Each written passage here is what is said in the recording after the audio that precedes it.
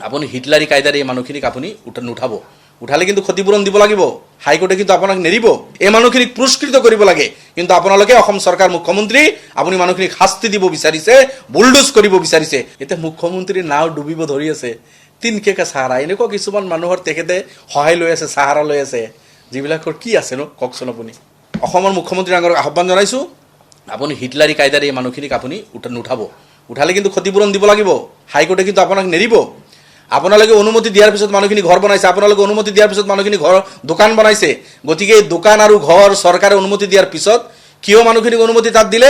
এই মাটিখিনি ৰক্ষা কৰাৰ স্বাৰ্থত, নাগাৰ আগ্ৰাসনৰ পৰা জাগাখিনি বচাবলৈ মানুহক আপোনালোকে দিছে। এই মানুহখিনিক পুৰস্কৃত কৰিব লাগে। কিন্তু আপোনালোকে অসম চৰকাৰ মুখ্যমন্ত্ৰী আপুনি মানুহখিনিক শাস্তি দিব বিচাৰিছে, বুলডোজ কৰিব বিচাৰিছে। আপোনাৰ এই নীতিৰ বিৰোধিতা কৰিছোঁ।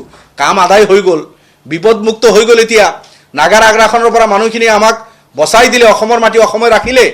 এতিয়া মানুহখিনিৰ ওপৰত আপুনি জুলুম চপাব বিচাৰিছে। ইয়াৰ তীব্ৰ ভাষাৰে মই নিন্দা কৰিছোঁ, বিৰোধিতা কৰিছোঁ।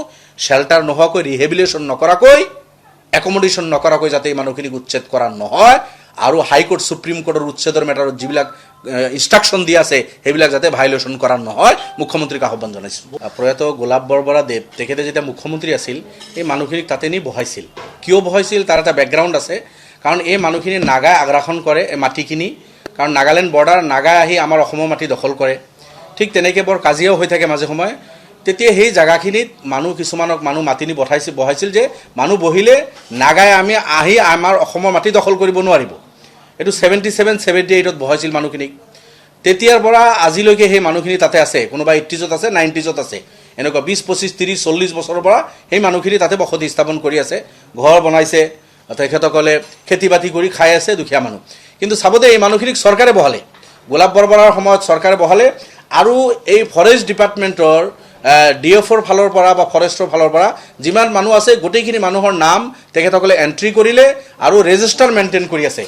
নাগাই আগ্ৰাসন কৰে, নাগাই আহি অতিক্ৰমণ কৰি দখল কৰাৰ অপচেষ্টা কৰে। তাৰ পৰা ৰোধ কৰাৰ কাৰণে এই মানুহখিনি ডাঙৰ ছেক্ৰিফাইচ আছে।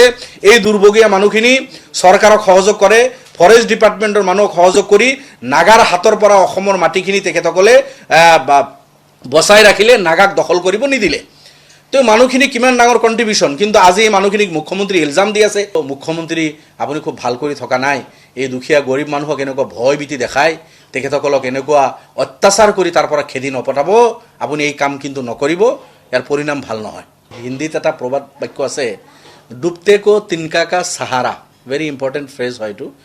যেতিয়া মানুহ এটা ডুবিব ধৰে পানীত, তেতিয়া কিবা এটা চাহাৰা লৈ বাচিব খোজে, তেতিয়া তাতে তিনকা এটাও যদি থাকে, সামান্য কিবা এটা খৰিও যদি থাকে, সেইটো ধৰি বাচিব বিচাৰে। কিন্তু খৰিয়ে বচাব নোৱাৰে নহয়, তাতে টিউব থাকিব লাগিব। পানীত পৰি গ'লে ভাল ইকুইপমেণ্ট হ'লেহে সেইটো চাহাৰা লৈ আপুনি বাচিব পাৰিব।